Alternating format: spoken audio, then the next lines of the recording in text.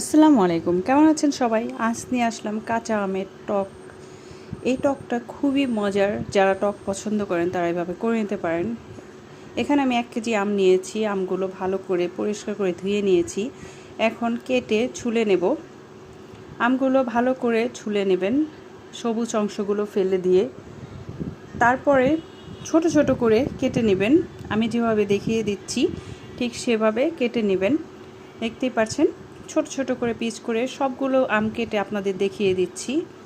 সবগুলো আম কাটা হলে একটি পরিষ্কার পাত্রে এভাবে রেখে তার ভিতরে দিয়ে দেব আধা কাপ পরিমাণে ভিনেগার, আর 2 টেবিল চামচ লবণ, 1 চা চামচ পরিমাণে কালো জিরা। সব কিছু দিয়ে আবারও একটু ভিনেগার দিয়ে দিচ্ছি। আর এখন যেহেতু দেখতে পাচ্ছেন পুরো ডাব্বাটা ভরে গিয়েছে, এটা রোদ্রে রাখলে 1 সপ্তাহ পরে অনেকটা কমে আসবে। আশা করি ভালো লেগেছে আপনাদের।